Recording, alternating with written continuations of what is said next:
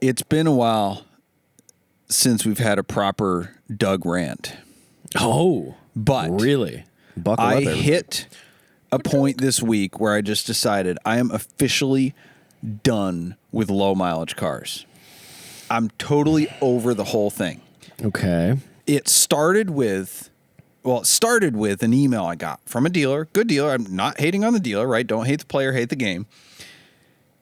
A Porsche 993 Turbo S. Pretty hot car. Awesome Expensive car. One of my childhood dream cars. The first time I saw a 993 Turbo in the flesh, I lost my mind. 92 miles on it. Oh, that's really low. $2.7 million is the asking price. And I just got internally angry at that. I'm like, that's stupid. It's just dumb. It's dumb. You can buy a good one for $500,000.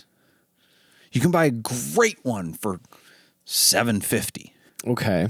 And the best one in the world. Why is it the best one in the world? Because it only has 92 miles on the odometer. Well, how do you know? You could have disconnected. Who cares?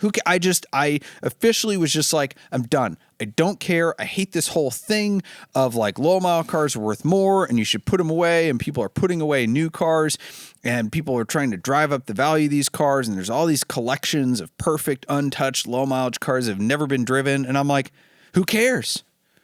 I don't care anymore. Now, I recognize in saying this that I am becoming the boomer that all of us rant against, because they're just like, oh, well, I remember I could bought that car for cheap. All these people driving up the values. I can't afford it. I'm on a fixed income.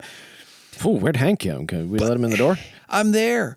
These are cars I've wanted to own since I was a kid. And yes, I am too poor. I am upset that there are people out there with more money than I have that can buy it.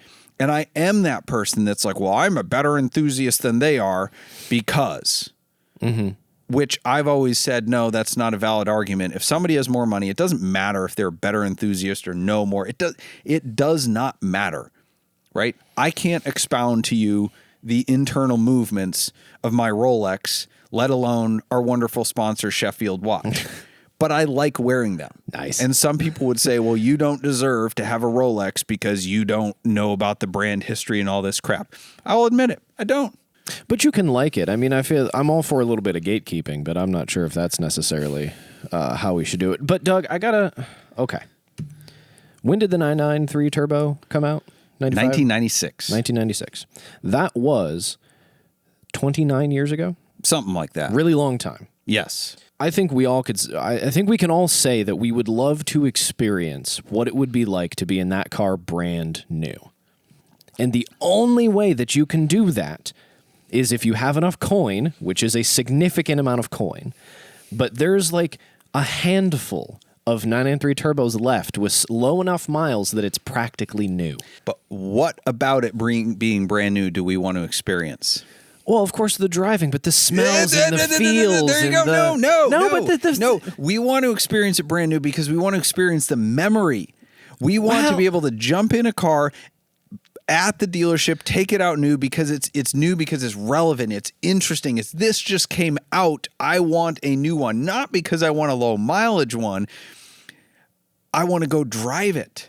And make it not new anymore. But nobody else has, their sweat hasn't gotten into the steering wheel, and they haven't, misshift a couple of times. It is, brand new. So restore one. Which you could do, but it's not going to be the same. The leather's not going to be the same. The seats are going to be a little different because the materials aren't the same. The average person buying a $2.7 million 993 Turbo, I would opine, does not and cannot tell the difference. Can they be called have average? Advisors. They probably don't even look at the car half the time because they're too busy making the kind of money that it requires to own a 993 Turbo for $2.7 million because they have 17 other ones. That could be true. That is a significant amount of money. That is an eye-watering amount of money. But honestly, if I had the money and I could buy, the car I won't shut up about, a 996 GT3, if I could buy one with 5 miles on it, brand new, close enough to the spec that I would like, even though it's, we're now 20 years past, I'd be tempted because nobody else has messed with it. Yeah, but you might have to then restore it because it would Mechanically. need new. Yes, it would need tires. It would need window seals. It would need coolant hoses. It would need fluids and engine seals. Like old new is not what it's cracked up to be. But I think it's more about the drive from a driving experience perspective. I agree with you. You're going to have to replace stuff that's been replaced. It's better to have something used. But from a tactile experience of existing in the space of this car, it can't be the same. But could you actually do it without the neuroticism that comes with that of getting your first stone chip? Or crossing the 10,000 mile mark and going, oh my gosh, I just made this car worthless. Because that's all people think about. I get messages from people all the time, and it makes me sad. It makes me sad for these people because they message me. This happened this week. I love my car, but because it's low miles and perfect and the value went up, I can't drive it. I'm scared to drive it because it's too perfect. It's too valuable. The actual act, the phenomenon of cars becoming more appreciated by more people has taken the joy away from the very people who want to enjoy them. But if I had that kind of money, I wouldn't care because I'm not buying it to some of these people might buy this as an investment. Exactly. Some of them might. But the type of person with that kind of cash who I'm a little envious of that, not because they have millions of dollars, but because they can have this experience from brand new. And if they get the first rock chip, they're the ones that did it. They're making memories. But they're not actually doing that. I would say like 1/10 of 1% of these people that are buying these cars are actually going out and enjoying them as intended. They are parking them. The cars with these low miles, and the reason they don't need all that maintenance that you would need to do to go drive it is because of people buying a 150 mile whatever, insert 30-year-old vehicle here, are not going to put any miles on it, and they're going to sell it to the next guy who wants a 150 mile car and the next guy that wants a 150 mile car because it's about an investment. Well, sure. I mean, that's a ton of money to tie up in a thing, but I think, it's what if they want it as a piece of art? Okay.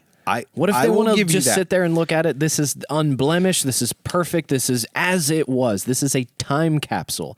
Because we've talked a lot, Doug, that the era of cars that we love is gone. We can drive them now, but they're not coming out new. We're not excited by too much that's coming out. I like the new GT3s, and the Mustang GTD is awesome. I can't afford it, not even close. But there's some cool things, but by and large, the driving experience you and I want is not being made as common as it was, and it looks to be going away. So don't you dream a little bit of just this time? I mean, that's all the more reason we should drive the cars that we can't. But okay, to your point of the art thing, I recognize, and again, back to don't hate the player, hate the game. I don't fault anyone who has a collection of low mileage cars if they do that from an art perspective, right? I have a good client who has a massive collection of some of the most amazing cars you can imagine.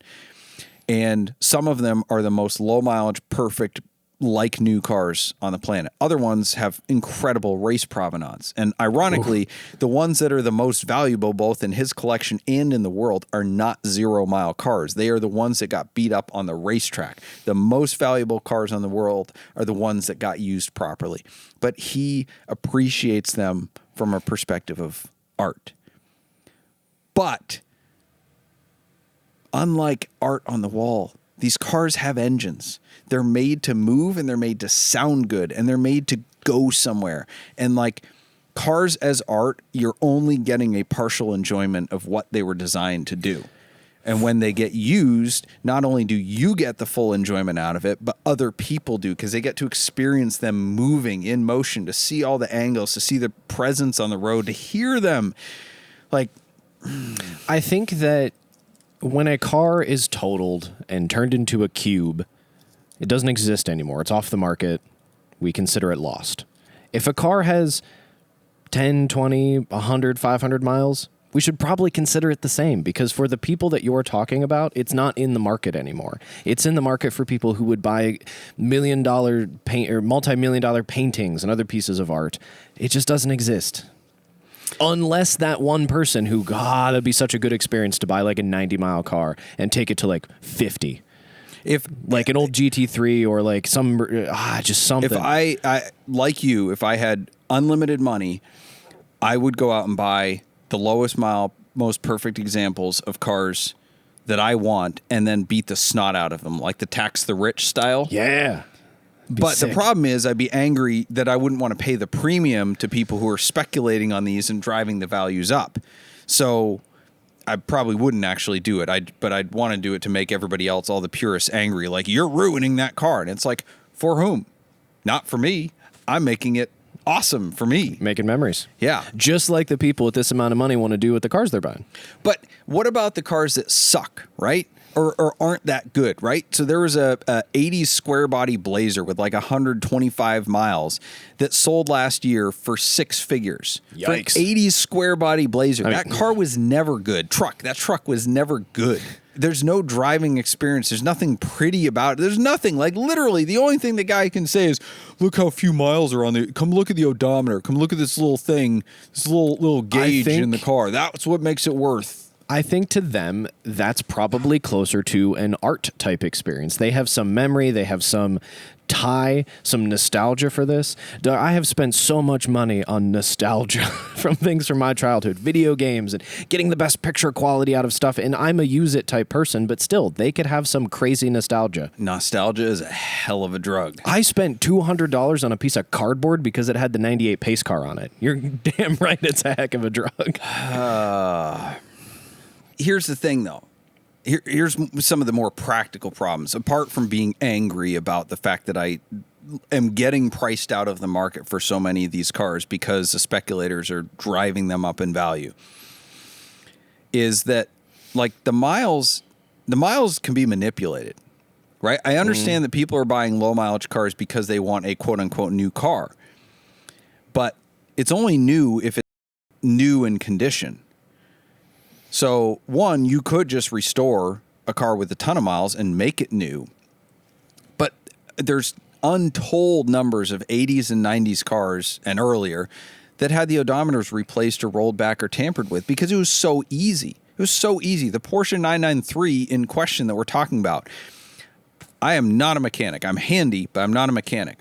I can unplug the odometer in less than 3 minutes.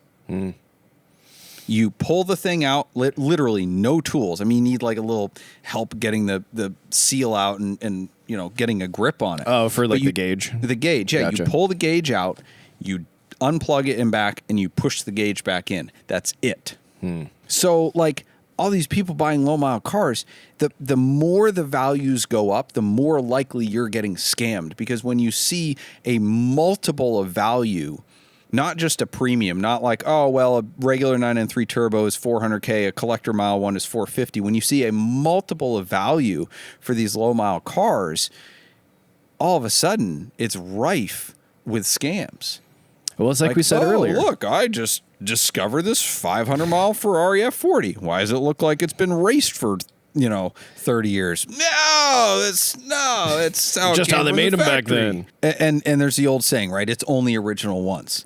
But like half the stuff on these cars isn't original anyway. A lot of cars were painted or repainted before they left the factory or before they got new to the dealer.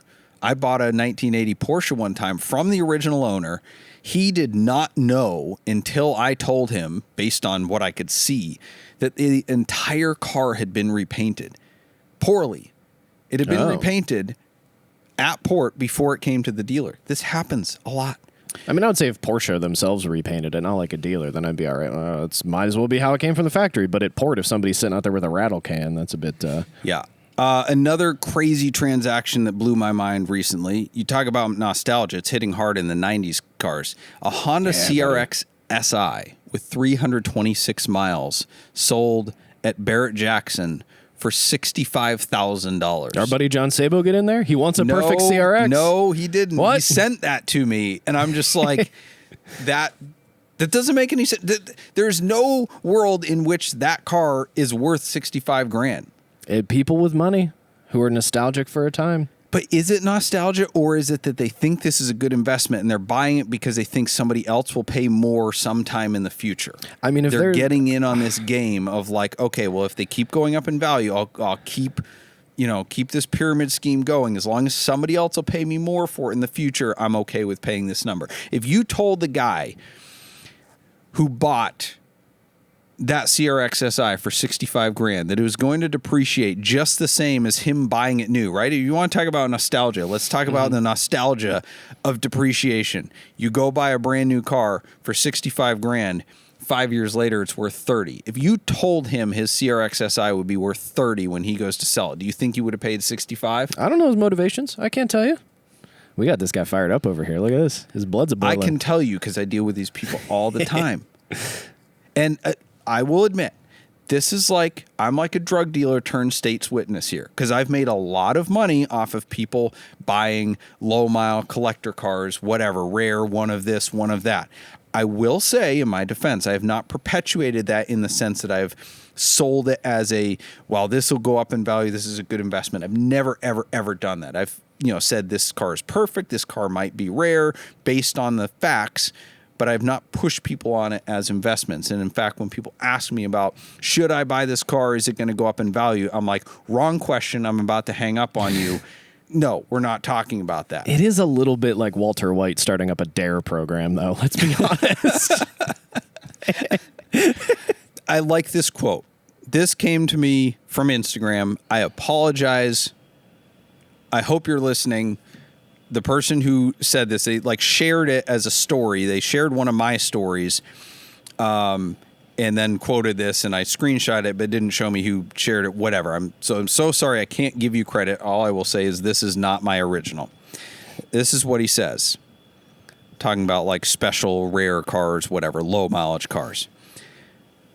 Quote, it reminds me of the transitive property whereby my car is special, therefore I am special.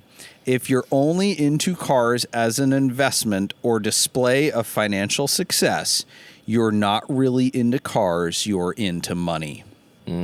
That is how I feel about so many of the people buying these 0 mile cars.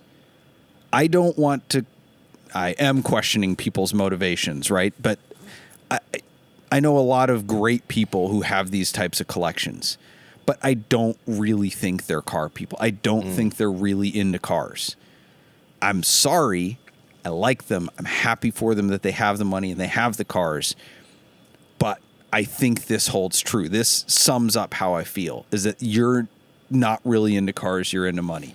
If you're really into cars, you would be okay with your entire value of your collection going to 0. And you, let me phrase that a different way. If you were okay with your entire collection going to 0 and you still loved it, then you are a car guy. Then I don't care. If you want to own all the low mile cars in the world, I don't care, because I feel like you're owning them for the right reasons. But if you were bent on these cars have to keep their value for me to keep my interest, you're into money, not cars. I'll finish with a quote. Another one? Yes. I think this is Jerry Seinfeld's quote, and he said most aptly, he who dies with the most miles wins. Yes. I was listening to one of the podcasts where he said that. I don't know if it was the first time or if he just quoted it again, but I was like, yeah, he's got some pretty all right opinions about car enjoyment. Anyway, on to the props and flops, as always brought to you by Switchcars. And Switchcars is the enthusiast dealership where we buy, sell, and consign only cars that we like ourselves. Check out our handpicked inventory at switchcars.com and be sure to mention SwitchCast for special pricing. Find more information at switchcars.com or come visit our showroom in beautiful Twinsburg, Ohio. Doug, do we have the pick of the week? We do. Yeah, lovely. It's a 2006 Porsche Cayman S. Cobalt blue over gray interior, just for you. Oh. Sport seats. And it's a future collectible with only 350 miles on it. Just kidding. It has 35,000 miles. That's what I thought. Yeah, so it's been driven some and ready to be driven more. Our flop of the week. No, let's go to prop of the week first. The flop of the week is too awesome. Prop of the week. The Corvette ZR1, the new ZR1 pricing has been announced. The base MSRP is around $175,000 for the coupe and $185,000 for the convertible, which sparked the ire of some Corvette curmudgeons.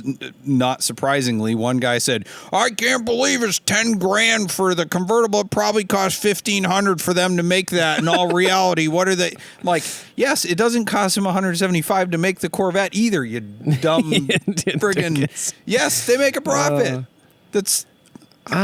Is this the first generation that you can get a convertible ZR1? I feel like that goes against the ethos of what the ZR1 should be. This is the prop of the week, Tyler. Oh, I'm sorry.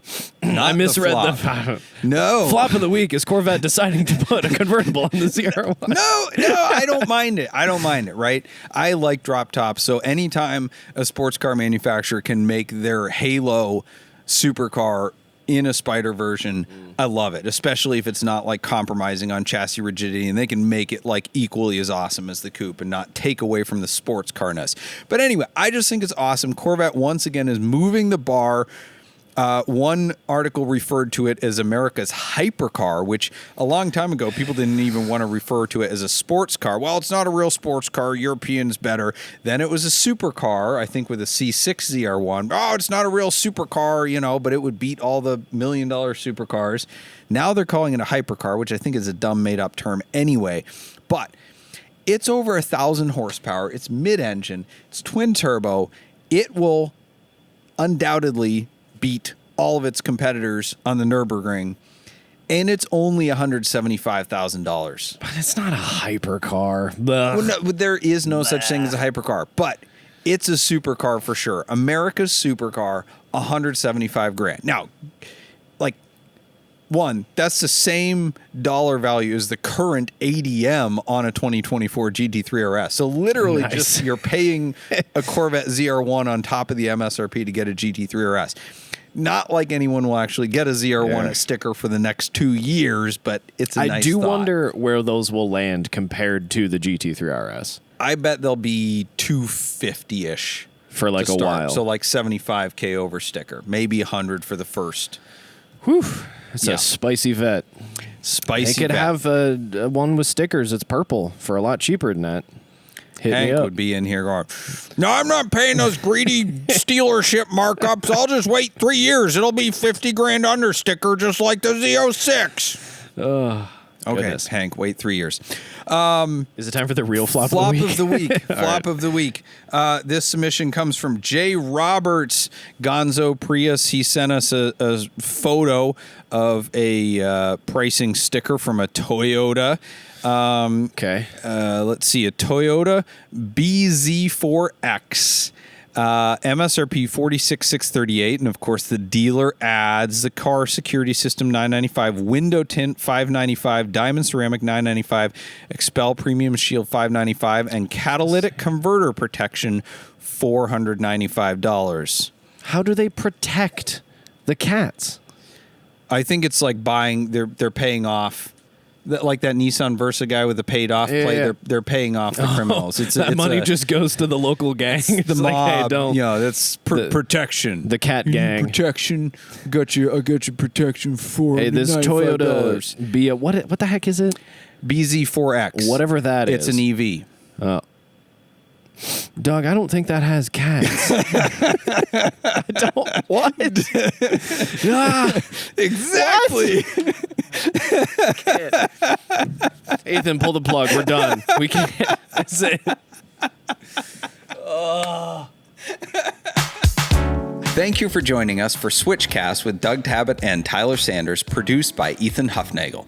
SwitchCast is an automotive entertainment and opinion show, and nothing we say should be taken very seriously. We do not give tax, investment, legal, emotional, or professional advice, and the only licenses we hold are driver's licenses.